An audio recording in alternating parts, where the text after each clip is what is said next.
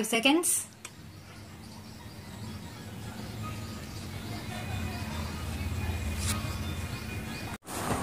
I have been deeply moved the way you have introduced me, but this visit of mine has been a visit which will go down in my mind as the most memorable event.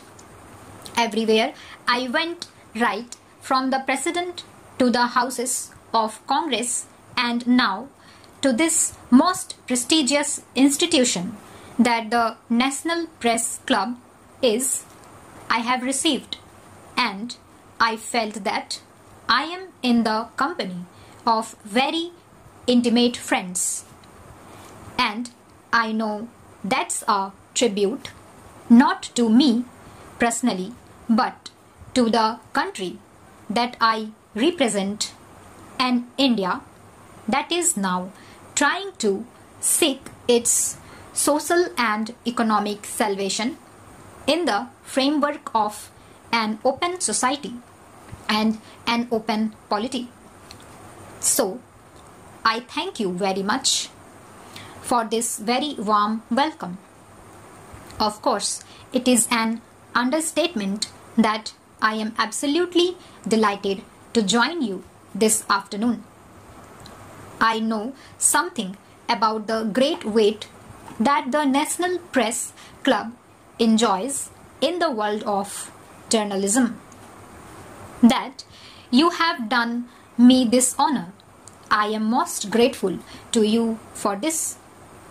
I thank you for this invitation to share my thoughts on our country's hopes, aspirations, and the challenges we face, and now working together, India and America can help us to meet those challenges so that in the process we begin a new chapter in the history of Indo-American relations.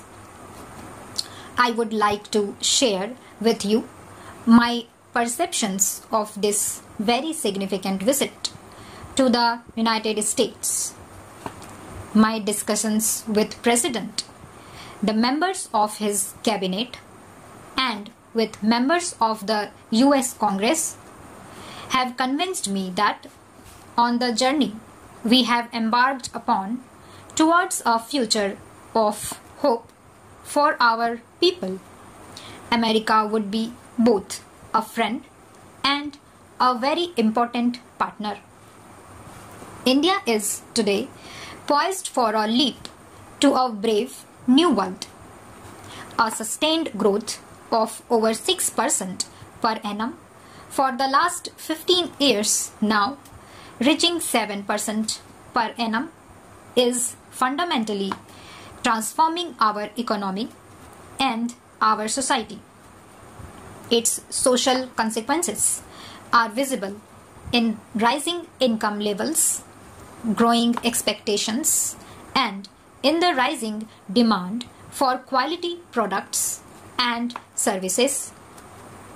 This transformation has unleashed a powerful surge of entrepreneurship, creativity, and a desire for excellence. Our growing involvement with the global economy and society, expanding foreign trade, reputation for services, and activities of our world-class firms are one facet of this change that is now sweeping our country. We strive to address the needs of every citizen, ensuring their education and well-being and giving them a decent livelihood. On every score, their demands rise as each year's achievements become the benchmark for forward movement the next time. Basic needs of all have to be met even as more ambitious hopes of the aspiring are realized. Sustaining growth impulses has to be accompanied by policies aimed at ensuring that change is sufficiently inclusive and benefits of development are indeed available to all our citizens. In the past, our ties with the United States have benefited India greatly. Yesterday, when I addressed the members of US Congress, I recalled with gratitude the contribution that the United States had made in ushering in the Green Revolution in our country. The cooperation between American land-grant colleges and our institutions of research in agriculture gave rise to that phenomenon of miracle of new wheat seeds, which made it possible for our agriculture to grow phenomenally since the mid-60s. I thank America for that. We now seek to build on that past tradition of working together while forging a new partnership with the United States. This new partnership is focused on greater business-to-business interaction, cooperation in the field of energy, in agricultural research and agribusiness, in new technologies, in educational networking, and in building new frontier science capabilities. The 21st century probably will be a knowledgeable incentive century. India and the United States can be very valuable partners in the management and ushering in of the new knowledge society that is on the horizon.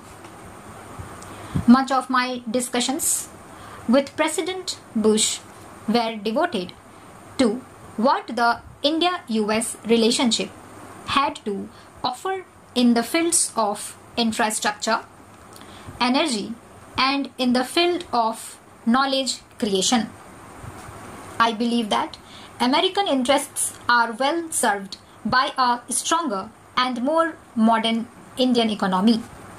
Many of the initiatives that we announced yesterday on agricultural research, on nanoscience, or on innovative technologies reflect this shared belief of the President and myself. I am convinced that steps that we have taken will lead to a long-term partnership between India and the United States to our great mutual benefit. Access to energy resources is an issue of particular importance to our relationship, and our newly constituted energy dialogue is focused precisely on this issue. Our current dependence on hydrocarbons will have to be diversified in favor of a broader energy mix. I discussed with the President prospects for the resumption of our cooperation on civilian nuclear energy. The United States, I believe, is not only cognizant of our energy requirements but appreciative of the role of India. Stop.